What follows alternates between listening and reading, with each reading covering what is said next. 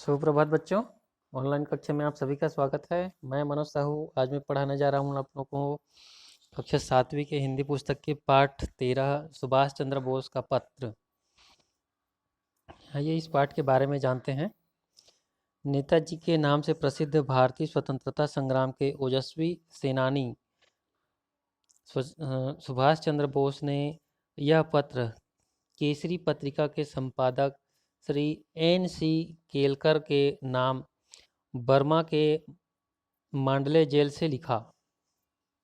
बोस को जब बरहमपुर, कहाँ ये बंगाल है ना, जेल से मांडले जेल स्थानांतरित किया तो उस जेल में पहुंचने के बाद उसकी स्मृति में यह बात कौंधी कि महान क्रांतिकारी और कांग्रेस गरम दल के जो कांग्रेस के जो नेता लोकमान्य बाल गंगाधर तिलक ने अपने कारावास के अधिकांश भाग बेहद हतोत्साहित कर देने वाले इस परिवेश में व्यतीत किए थे।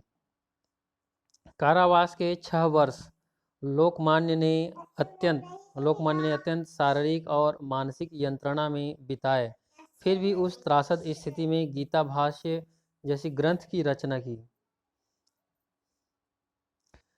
मांडले जेल जीवन के बारे में बोस के शब्द में बोस के शब्द हैं, मैंने भगवान को धन्यवाद दिया कि मांडले में अपनी मातृभूमि और स्वदेश से बलात् अनुपस्थिति के बावजूद मुझे पवित्र स्मृतियां राहत और प्रेरणा देंगी। अन्य जेलों की तरह यह भी एक ऐसी तीर्थ स्थल है जहां भारत के एक महान सपूत लगातार 6 वर्ष तक रहे। वो किसकी बात कर रहे हैं?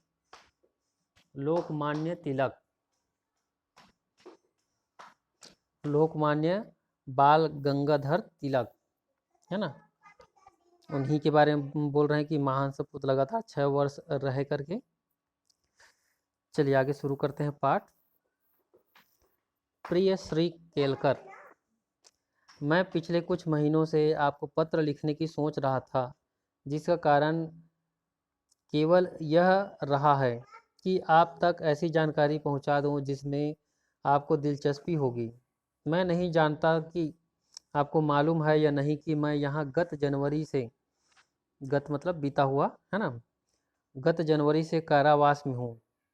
जब बरहमपुर जेल ये बंगाल में है ना, वहाँ से मुझे मांडले जेल के लिए स्थानांतरण का आदेश मिला था, तब मुझे यह स्मरण नहीं आया था कि लोकमान्य तिलक ने अपने कारावास काल का अधिकांश भाग मांडले जेल में ही गुजारा था।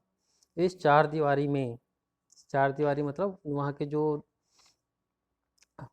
जेल के जो कमरे हैं, है ना, इस चार दीवारी में यहाँ के बहुत से हतोत्साहित कर देने वाले परिवेश में स्वर्गीय जिनकी मृत्यु हो गई है ना, उनको स्वर्गीय बोलते हैं, तो स्वर्गीय लोकमान्य बाल गंगाधर तिलक,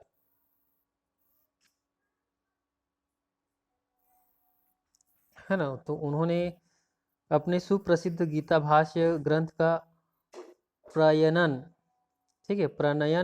किया था। उन्होंने शुरुआत किया और लिखा था, जिसने मेरी नम्र राय में उन्हें शंकर और रामानुज जैसे प्रकांड भाष्यकारों की श्रेणी में स्थापित कर दिया। ठीक है, शंकर और रामानुजन भी बहुत विद्वान व्यक्ति थे, है ना, तो उन्हीं के जो श्रेणी में स्थापित कर दिया, मतलब उन्हीं के जैसे हैं वो भी, है ना। जेल के जिस वार्ड में लोकमान्य रहते थे वह आज तक सुरक्षित है, यद्यपि उनमें फेरबदल किया गया है और उसे बड़ा बनाया गया है। हमारे अपने जेल के वार्ड की तरह वह लकड़ी के तख्तों से बना है, जिसमें गर्मी से, लू और धूप से, वर्षा में पानी से, शीत में सर्दी से तथा सभी ऋतुओं में धूल भरी हवाओं से बचाव नहीं हो पाता। ठीक है, वहाँ वो जेल कैसी है, लकड़ी के तख्तों से बना हुआ है, जिसमें गर्मी के जो लू है ना, लू मतलब गर्म हवाएं है ना, और धूप है ना उससे, और वर्षा में पानी से, शीत ऋतु में सर्दी से, तथा सभी ऋतुओं में धूल भरी हवाओं से बचाव नहीं हो पाता। मेरे यहाँ पहुँचने से कुछ ही क्षण बाद मुझे उस वार्ड का परिचय दिया गया। मुझे यह बात अच्छी नहीं लग रही थी कि मुझे भारत से निष्कासित कर दिया, निष्कासित करना मतलब बाहर निकाल देना है ना, मुझे भारत से निष्कासित कर दिया गया था। लेकिन मैंने भगवान को धन्यवाद दिया कि मांडले में अपनी मातृभूमि और स्वदेश से बलात् बलात् मतलब बलात् अनुपस्थिति मतलब वहाँ से ले जाया गया, कि उसके बावजूद मुझे पवित्र स्मृतियाँ राहत और प्रेरणा देंगी। ठीक है, भले ही वहाँ ज़बरदस्ती मुझे वहाँ से निकाल के यहाँ ला दिया गया हो, है ना, लेकिन यहाँ भी क्या है, मुझे पवित्र स्मृतियाँ राहत और प्रेरणा देगी। अब ये पवित्र स्मृतियाँ और किसकी, जो लोकमान्य तिलक जी की जो यादें हैं, स्मृतियाँ हैं, है ना, उन्हीं की बात कर रहे हैं। अन्य जेलों की तरह यह भी एक ऐसा तीर्थ स्थल है जहाँ भारत का एक महानतम सपूत लगातार 6 वर्ष तक रहा है। ठीक है, वहाँ लोकमान्य तिलक कितने वर्ष तक रहे हैं, 6 वर्ष तक रहे हैं। हम जानते हैं कि लोकमान्य ने कारावास में 6 वर्ष बिताए, लेकिन मुझे विश्वास है कि बहुत कम लोगों को यह पता होगा कि उस अवधि में उन्हें किस हद तक शारीरिक और मानसिक यंत्रणाओं से गुजरना पड़ा था। वे यहाँ एकदम अकेले रहे और उन्हें कोई बौद्धिक स्तर का साथी नहीं मिला। मुझे विश्वास है कि उन्हें किसी अन्य बंदी से मिलने जुलने नहीं दिया जाता था, है ना, लोकमान्य तिलक को और किसी दूसरे से मिलने के लिए भी नहीं देते थे। ये है लोकमान्य तिलक, है ना, लोकमान्य बाल गंगाधर तिलक, है ना, और ये सुभाष चंद्र बोस, ये है ना, नेताजी सुभाष चंद्र बोस। आइए आगे देखते हैं। उनको सांत्वना अर्थात ढाढ़स बंधाने देने वाली एकमात्र वस्तु किताबें थी, और वे एक कमरे में एकदम एकाकी रहते थे। यहाँ रहते हुए उन्हें 2 या 3 भेंटों से अधिक का मौका नहीं दिया गया। ठीक है, यहाँ रहते हुए उन्हें 2 या 3 भेंटों से अधिक का मौका नहीं दिया गया, और ये भेंटें भी पुलिस और जेल अधिकारियों की उपस्थिति में हुई होंगी, है ना, वहाँ किसी से मिलने नहीं दिया गया, और 1-2 बार ही, अगर 2 या 3 बार या भेंट मतलब मिलने के लिए दिया होगा, वो भी पुलिस के अधिकारियों के सामने, है ना, उससे जिससे वे कभी भी खुलकर और हार्दिकता से मतलब दिल से बात नहीं कर पाए होंगे। उन तक कोई भी अखबार नहीं पहुंचने दिया जाता था। उनकी जैसी प्रतिभा और स्थिति वाले नेता को बाहरी दुनिया के घटना चक्रों से एकदम अलग कर देना एक तरह की यंत्रणा ही है, और इस यंत्रणा को जिसने जिसने भुगता है वही जान सकता है। इसके अलावा उनके कारावास की अधिकांश अवधि, अवधि मतलब समय, है ना, अधिकांश अवधि में देश का राजनैतिक जीवन मंद गति से खिसक रहा था, और इस विचार से उन्हें कोई संतोष नहीं दिया होगा कि जिस उद्देश्य को उन्होंने अपनाया था वह उनकी अनुपस्थिति में किस गति से आगे बढ़ रहा है। उनकी शारीरिक यंत्रणा मतलब जो परेशानी है ना, के बारे में जितना ही कम कहा जाए बेहतर होगा। वे दंड संहिता के अंतर्गत बंदी थे, वे दंड संहिता के अंतर्गत बंदी थे, और इस प्रकार आज के राजबंदियों की अपेक्षा कुछ मायनों में उनकी दिनचर्या कहीं अधिक कठोर रही होगी। आज के जो जेलों में जिस प्रकार से बंदी लोग रहते हैं, है ना, उससे कहीं अधिक और अधिक कठोर रही होगी।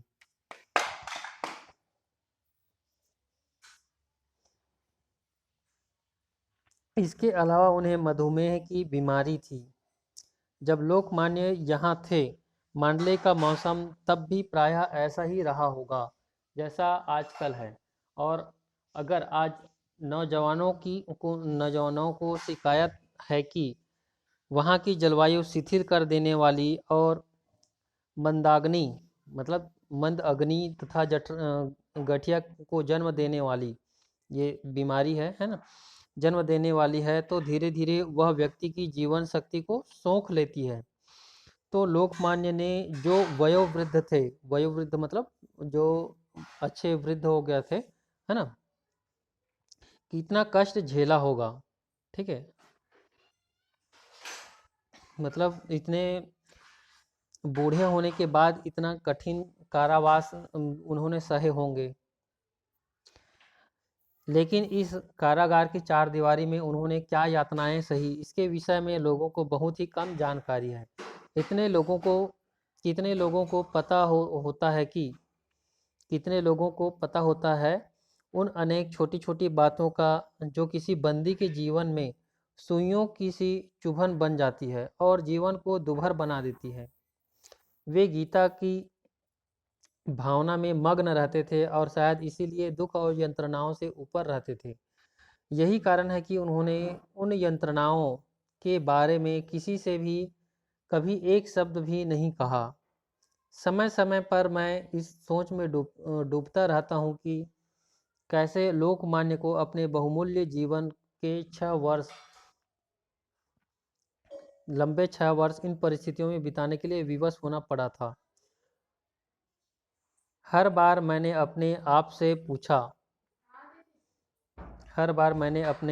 पूछा अगर नौजवानों को इतना कष्ट महसूस होता है तो महान लोकमान्य को अपने समय में कितनी पीड़ा सहनी पड़ी होगी। उन्हें कितनी पीड़ा सहनी पड़ी होगी, इसके विषय में उनके देशवासियों को कुछ भी पता नहीं रहा होगा। यह विश्व भगवान की कृति है, यह विश्व भगवान की कृति है, लेकिन जेलें मानव के कृतित्व की निशानी है। उनकी अपनी एक अलग ही दुनिया है और सभ्य समाज ने जिन विचारों और संस्कारों को प्रतिबद्ध होकर स्वीकार किया वे जेलों में लागू नहीं होते। अपनी आत्मा के हास अपने आत्मा के हास मतलब हानि के बिना बंदी जीवन के प्रति अपने आप को अनुकूल बना पाना आसान नहीं है। इसके लिए हमें पिछली आदतें छोड़नी होती है और फिर भी स्वास्थ्य और स्फूर्ति बनाए रखनी होती है। केवल लोकमान्य जैसा दार्शनिक ही उन यंत्रणा और दासता के बीच मानसिक संतुलन बनाए रख सकता था और गीता भाष्य जैसे विशाल एवं युग निर्माणकारी ग्रंथ का प्रणयन कर सकता था। मैं जितना ही इस विषय पर चिंतन करता हूँ उतना ही ज़्यादा मैं उनके प्रति आदर और श्रद्धा में डूब जाता हूँ। आशा करता हूँ कि मेरे देशवासी लोकमान्य की महत्ता को आंकते हुए इन सभी तथ्यों को भी दृष्टिपथ में रखें, मतलब ध्यान में रखें, दृष्टिपथ में रखें मतलब ध्यान में रखें। जो महापुरुष मधुमेह से पीड़ित होने के बावजूद इतने सुदीर्घ मतलब लंबे समय के जो कारावास है उसको झेलता हुआ और इतनी जिससे उन अंधकारमय दिनों में अपनी मातृभूमि के लिए ऐसी अमूल्य भेंट तैयार की। गीता भाष्य के बारे में बात हो रही है यहाँ पर, अमूल्य भेंट है ना, उसे विश्व के महापुरुषों की श्रेणी में प्रथम पंक्ति में स्थान मिलना चाहिए। लेकिन लोकमान्य ने प्रकृति के जिन अटल नियमों से अपने बंदी जीवन के दौरान टक्कर ली थी उनको अपना बदला लेना ही था। अगर मैं कहूँ तो मेरा विश्वास है कि लोकमान्य ने जब मांडले को अंतिम नमस्कार किया था तो उनके जीवन के दिन गिने चुने ही रह गए थे। निसंदेह यह एक गंभीर दुख का विषय है कि हम अपने महानतम पुरुषों को इस प्रकार खोते रहे, लेकिन मैं यह भी सोचता हूँ कि क्या वह दुर्भाग्य किसी न किसी प्रकार टाला जा सकता था। है ना। मतलब जो कुछ हुआ, उनको जेल हुआ क्या, इन सभी चीज़ों को टाला जा सकता था करके वो अभी भी मतलब वो नेताजी उस समय सोचते थे, है ना। इस प्रकार से उनका जो पत्र समाप्त हुआ। फिर अंत में आदर पूर्वक ऐसा करके आपका स्नेह स्नेह भाजन, मतलब प्यार का बांटने वाला या प्यार के इच्छुक बोल सकते हो, सुभाष चंद्र बोस। अब यहाँ पर हम दो केलकर और शंकर रामानुजन करके जो नाम ऊपर पढ़े हैं वो कौन है वो देखते हैं। तात्कालिक एन सी केलकर, ये कौन है? तात्कालिक विदर्भ के कांग्रेस के वरिष्ठ नेता, बाद में स्वराज्य दल में सम्मिलित हो गए थे। लोकमान्य तिलक के निधन के पश्चात केसरी पत्रिका का संपादन भी केलकर ने ही संभाला था। दूसरा, शंकर व रामानुजन, ये कौन थे? शंकराचार्य और रामानुज भारत के प्रसिद्ध दार्शनिक थे। शंकराचार्य और रामानुज जो है भारत के प्रसिद्ध दार्शनिक थे। उन्होंने अपने अपने ग्रंथों में ब्रह्म, जगत, विश्व आदि दार्शनिक तत्वों पर अपने अपने विचार प्रकट किए हैं, मतलब अपना अपना विचार दिए हैं और वेदों का भाष्य लिखा है। आइए, इस प्रकार से हमारा ये पाठ समाप्त हो गया।